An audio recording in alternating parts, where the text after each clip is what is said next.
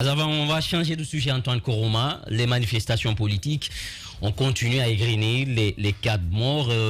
Il y a le jeune Gaderi qui a finalement succombé. L'enterrement, c'était hier.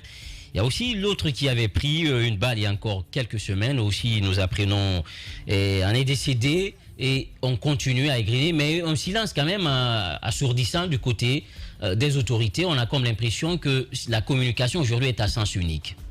Oui, il y a forcément une inquiétude à se faire au regard de l'évolution des choses. C'était mercredi, l'enterrement d'Alpha Omar Bari, un jeune tué le 17 août dernier, à l'appel d'une manifestation par le FNDC dissous. Il y a eu cet enterrement qui avait lieu mercredi. Après l'enterrement, comme vous le savez très souvent, la présence des forces de sécurité provoque parfois l'ire des jeunes partis pour participer à ces enterrements. Alors, ce qui se passe, c'est qu'il y a eu ces accrochages entre ces jeunes et les forces de l'ordre. Ces accrochages, malheureusement, ont abouti à la mort d'un autre jeune, Abdou Gadri Diallo, qui est décédé après avoir reçu une balle, selon les informations qu'on a eues. Et il a succombé.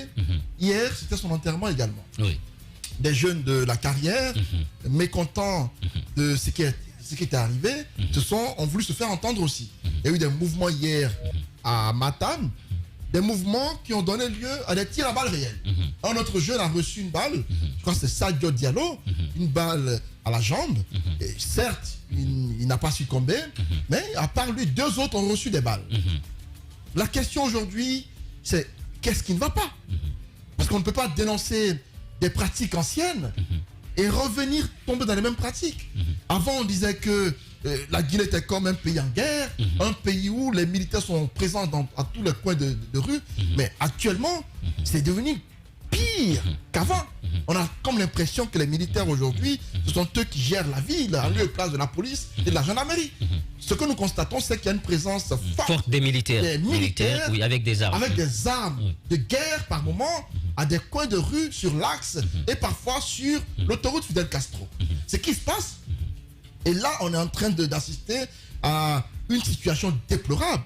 Des cas de mort enregistrés, la justice ne se bouge plus parce que Charles White, procureur, était prompte à sortir et annoncer les enquêtes par rapport à des situations données. Mais depuis quelque temps, après son départ pour être ministre de la Justice, nous constatons que non seulement il n'est pas remplacé officiellement, parce que je ne sais pas qui est son remplaçant, mais il n'y a pas de communication. Il y a une lenteur. Des tueries qui ont lieu. Ce qui se passe, il n'y a pas d'enquête officiellement ouverte pour déterminer qui tue à Conakry. À ce jour, on est à plus de 10 morts sous la junte militaire au pouvoir, qu'on nous dise clairement qui tue et pourquoi est-ce qu'on tue. En moins de 2 jours ou 3 jours, en fait, 3 cas de mort enregistrés. Oui, c'est trop, c'est trop. Ça devient trop. La junte doit s'expliquer. J'ai entendu Amara Camara lors de la synergie des médias dire qu'il n'y a pas de crise en Guinée. Minimiser ce qui se passe à Conakry. Et même hier à la RTG, je l'ai suivi par rapport à cette émission, je crois que c'est le dossier de la semaine. Au cours de cette émission, il a indiqué des choses qui pour moi, on va revenir. Soit Amara Camara n'est pas en Guinée, ou il est sur notre planète, parce que la vision qu'il a de la transition n'est pas la même que nous avons aujourd'hui. D'accord. Il est en train de vouloir minimiser une situation qui est en cours dans le pays. Et pour moi, ça devient choquant. Il faudrait qu'on détermine ce qui se passe. La Guinée n'est pas un pays en guerre. On est un pays stable. Mais ce qui se passe là, c'est comme si on était en guerre.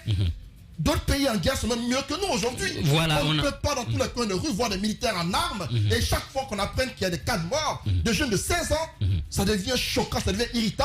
Je n'en peux plus, Diba. Ça m'offusque. On comprend votre colère, Antoine Koroma. On comprend votre colère. Nous avons en ligne avec nous M. Mamadi Kaba, président de la LIDA. M. Kaba, bonjour. Bonjour. Est-ce que vous pouvez vous déplacer un tout petit peu, puisque là, la communication n'est pas du tout bonne. Déplacez-vous. Rebonjour, vous nous entendiez, M. Kaba? Oui, je vous entends. Voilà, allez-y, Mohamed Mara. Nous avons M. Kaba avec nous en ligne. Alors, Monsieur Mamadi Kaba, vous êtes activiste, défenseur des droits humains en République de Guinée. Dites-nous, quel est votre regard sur tous ces soubresauts auxquels nous assistons de plus en plus depuis quelque temps et qui inexorablement semblent nous mener dans une sorte de de situation qui est loin d'être contrôlée par les autorités du pays. À chaque manifestation, il y a des décès et à chaque enterrement également des décès. Quelle est votre lecture de tout ceci?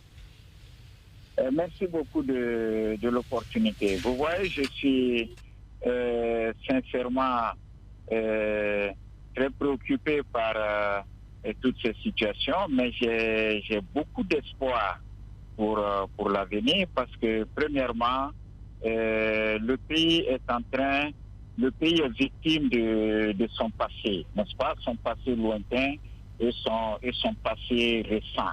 Nous avons hérité d'une situation des droits de l'homme qui est totalement catastrophique et il ne fallait pas s'attendre à un miracle de sitôt. Mais le plus important est qu'il y a quand même une volonté de bien faire, ce qui est très encourageant. Mais maintenant, le défi le plus important...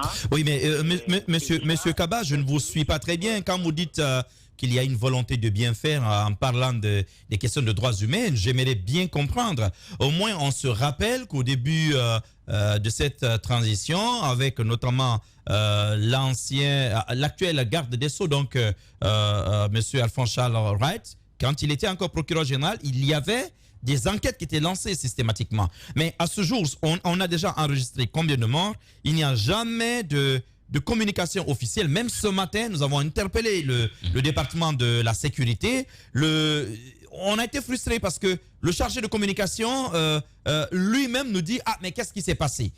On ne comprend pas, il n'y a pas de communication. Or, au moins sous M. Alpha Condé, quand il y avait des manifestations, on avait 2 à 3 communications par jour. Au moins, on savait que l'État regardait. Ne serait-ce que ce silence, est-ce que vous pouvez nous dire vraiment qu'il y a une avancée? Non, ce silence n'est pas favorable à la bonne compréhension de la situation. Et j'encourage Monsieur le ministre de la Justice à améliorer la communication. Mais je poursuis pour dire que le défi que nous avons aujourd'hui par rapport à la jouissance des droits civils et politiques, c'est un dialogue pour obtenir un minimum de consensus sur certains paramètres des droits civils et politiques qui ne peuvent être obtenus que par le dialogue. C'est pourquoi j'encourage encore le dialogue. Sinon, les efforts sont en cours. Il y a des efforts que nous saluons et qui nous donnent beaucoup d'espoir pour l'avenir, notamment la mise en place de cette QF dans le principe est le meilleur résultat que nous avons obtenu parce que vous-même, vous vous êtes battu à nos côtés pour obtenir la mise en place de la Haute Cour de justice. Pendant 10 ans, nous ne l'avons pas obtenu. Oui, mais Monsieur Kaba, je parlais tantôt de cette présence remarquée des militaires dans les rues également, qui participent souvent au maintien de l'ordre.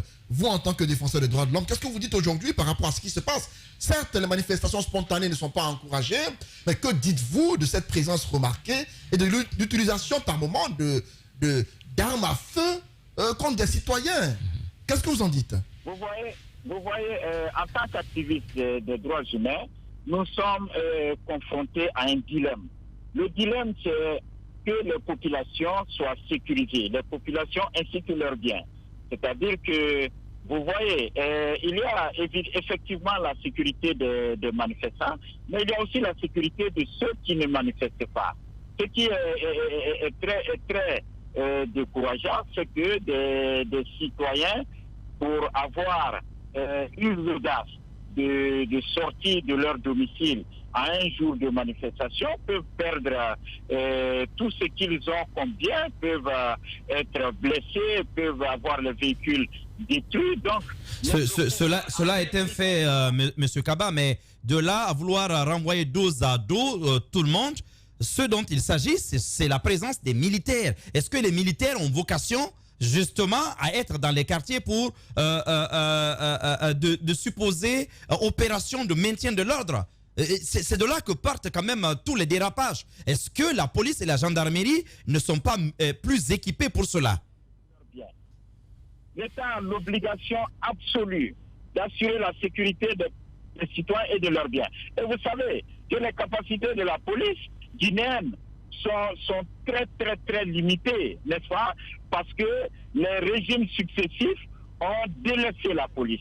Vous vous souvenez, il y a juste quelques petites années, les policiers étaient attaqués dans leur base pour avoir eu l'audace de s'attaquer à un cartel de drogue. De nombreux policiers ont été tués à leur propre siège. Donc la police n'a jamais été rétablie dans ses prérogatives. Je pense que des efforts ont commencé avec le président Alpha Condé. D'accord. Si nous comprenons bien, la présence des militaires donc se justifie par ces manifestations qui reviennent sans cesse. Donc l'imposition des bases militaires carrément ou des postes avancés de l'armée dans les quartiers, vous trouvez cela normal? Non, nous ne disons pas que c'est normal, parce que ce n'est pas nous qui décidons. Mais nous pensons que l'État a l'obligation d'assurer la sécurité des populations, de toutes les populations et de leurs biens. Oui, mais ça, il y a des corps qui sont quand même dédiés à cela. Oui, mais si l'État pense que ces corps-là ont la possibilité, les capacités d'assurer la sécurité des populations et de leurs biens, c'est ce que nous souhaitons. M. Kaba, nous ne nions pas qu'il y a des brebis galeuses parmi les manifestations souvent. Il y a même des citoyens, pas des citoyens, il y a des bandits parmi ces personnes-là qui sortent, qui agressent des citoyens paisibles, nous le savons. Mais est-ce que la solution, selon vous, c'est de les opposer aux militaires qui sont formés pour tuer? Non, en clair, est-ce qu'il faut répondre à l'illégalité par une autre illégalité? Non, il ne faut pas tuer.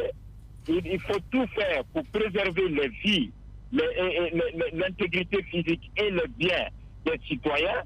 Si, pour atteindre cet objectif, l'État pense qu'il faut renforcer la police, je pense que c'est une obligation, même si ce n'est pas souhaitable. Voilà, Monsieur Mamadi Kaba, en tout cas, merci d'avoir accepté notre invitation. Merci beaucoup. Le retour sur ce plateau. Oui, Djibril, une réaction par rapport à ce que vient de dire M. Kaba. D'abord, je note une chose. Je pense on ne peut pas ne pas déplorer ces morts. C'est regrettable.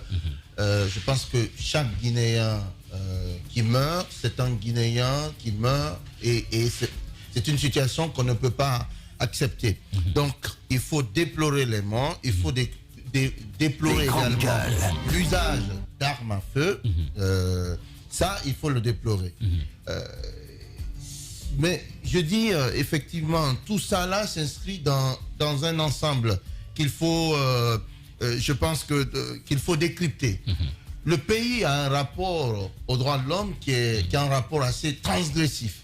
C'est un pays qui a une culture de violation des droits de l'homme ancrée qui ne date pas d'aujourd'hui, qui ne date pas du règne du colonel Mamadi Doumbouya.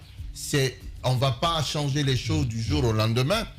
Il y a des manifestations. La manifestation, c'est l'expression d'une exaspération. Qu'elle soit interdite, qu'elle soit autorisée, c'est quand même l'expression d'une exaspération. Oui. Il faut entendre les voix dissonantes qui s'expriment même de manière désordonnée. Il faut les entendre. C'est important, c'est le devoir de l'État. Mais on ne peut pas enlever le droit à l'État d'utiliser des moyens qui lui permettent d'assurer l'ordre. Des moyens conventionnels. Des moyens conventionnels.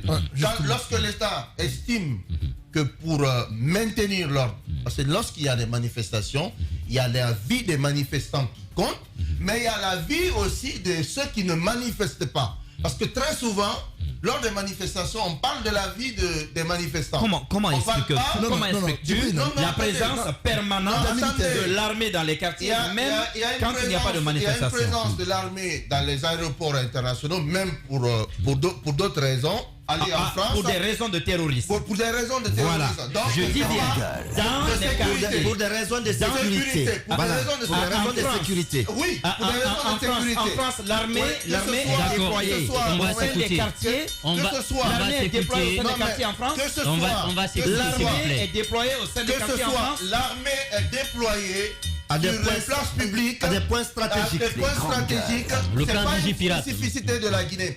Mais pas moi, dans je- les quartiers. Non, si. Pas dans les moi, j'ai vu- quartiers. Si, Pas mais dans les quartiers. Moi, je viens de la Vous France. avez. Non, je suis attendez, désolé. ça ne veut Je rien suis dire. Vous désolé. avez déjà vu. Je suis désolé. L'armée Non, française. Même d'accord, lors de Mohamed Mara, cette il va pandémie, finir, il va finir. Le débat, même va pendant finir. la crise des Il Gilets va jaunes, finir. vous avez vu la militaire ne se situe française. pas à ce niveau. Vous ne passez Le pas débat, Mohamed Mara, Mohamed s'il vous Mara, ne plaît. se situe Allez-y. pas à ce niveau. Si tu vas sur ce terrain-là, tu risques de te gourer. Parce que le fait que les militaires soient utilisés pour maintenir l'ordre, c'est une exception.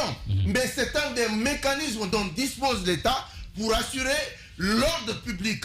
Ce qu'il faut déplorer dans ça, ce sont ces morts-là, ces enfants qui meurent. Ce sont des Guinéens qui expriment une colère qu'il faut entendre. Et ça, là-dessus, il faut interpeller l'État. Il faut faire en sorte que ces colères-là soient entendues. Mais l'État aussi a le devoir d'assurer Le monopole de la maintien. violence légitime. Voilà. Non, pas le monopole de la violence légitime. Lorsque l'État estime, là où il a raison, lorsque l'État estime que les forces conventionnelles qui sont Les grandes spécialistes du maintien d'ordre sont débordées, l'État a tout à fait le droit, et c'est pas une spécificité guinéenne, c'est pas une incongruité de faire appel à l'armée pour assurer le maintien. Parce que Mais moi, c'est pas pour cela il doit y même dans avoir le- des morts quand même d'hybrides. non, mais je l'ai déploré. J'ai commencé par ça. Qui d'entre vous ici n'a pas été victime d'une manifestation alors qu'il ne prend pas part à la manifestation? Il y a des éléments parmi nous Oui. qui ont été attaqués par des manifestants. Je pense que la présence de l'armée peut s'expliquer aussi dans le souci, peut s'expliquer par le souci justement de protéger les manifestants, mais aussi ceux qui ne manifestent pas. D'accord. Donc ça, il n'y a pas de débat là-dessus. C'est pas une spécificité guinéenne. La Guinée, l'État guinéen a tout à fait le droit de recourir à l'armée pour assurer le maintien de l'ordre. Maintenant, les morts qu'il y a, moi j'appelle à une enquête, parce qu'en fait, c'est pas parce que Charles a quitté le parquet général que le parquet général Il y a doit les cesser avocats de généraux qui sont là, fonctionner. il y a- Donc, je pense que comme la dynamique qui a été amorcée par Charles Wright, cette dynamique-là, elle doit continuer, elle doit se renforcer, c'est-à-dire tout de suite, lorsqu'il y a un crime qui est commis, qu'une enquête s'ouvre et que des responsabilités soient situées. J'ai bien aimé la divulgation pour la première fois. Et ça, c'est une première en Guinée. Il y a toujours eu des autopsies en Guinée, mais on n'a jamais connu les résultats des autopsies. Mais sous le règne sous Charles Wright, sous le règne du CNRD, il faut leur reconnaître ça. Il y a eu une enquête, il y a eu une divulgation des résultats d'une autopsie. Et devant Maintenant, on attend. on que attend maintenant Ceux que qui la sont- justice guinéenne se bouge, Oui. hein, qu'elle se bouge. En tout cas, elle D'accord. s'honorerait Oui. à se bouger pour mener les enquêtes, débusquer les responsables de cette tuerie Oui. et les mettre devant leurs responsabilités. Daouda Mohamed Kamara. C'est Allez. une évidence, c'est une. En tout cas, c'est une évidence, je vais le dire, que quand on parle de manifestation, parce que moi, parfois, je me dis qu'il y a des événements qui interviennent qu'on ne peut pas appeler manifestation. Une manifestation, c'est sa structuration. Ouais. Une manifestation, c'est son organisation. Une manifestation, c'est sa responsabilité. Mais lorsqu'on surgit, on surgit dans la rue, sans aucune information préalable, sans aucune raison connue. Mais ça ne justifie pas les cas de mort. Ben, laisse-moi terminer. Non, mais il n'a pas dit ça. Laisse-moi Il n'a terminer. pas dit ça. Non, Quel que non, soit mais le nom, laisse-moi terminer. Djibril, vous avez laisse-moi autant de terminer. paroles. ne soit pas Non, le Djibril, s'il vous plaît, ventriloque. s'il Vous vous savez, plaît. vous savez, non, mais vous savez, il y a un s'il vous plaît. problème. Voilà, Il y a- ça il y a ne un- justifie pas il les y a un cas de problème. mort. Il y a un problème. Parce que je rappelle que Il y a un justifie les morts. problème. Pour Il y a le un cas- problème. pour Je le crois cas- que Coupez. pour le cas- Antoine, pour le cas- il faut que tu acceptes. pour le cas Non, il faut que tu Abdul acceptes. On va d'écouter. marquer une courte pause. Il faut que on tu se- acceptes. on va Non, non, marquer. non, il faut on va que- revenir. il faut que- On va revenir. On va revenir. Ça va. On va revenir à vous, Daouda Mohamed Kamara. De temps d'aller avec la publicité. L'émission, on va la poursuivre. Vous aurez tous vos temps de parole par rapport à cette crise, puisque ça nous intéresse tous. La Guinée est une maison commune. On se retrouve dans un court instant et Assatou Sané aussi va nous rejoindre. À tout de suite.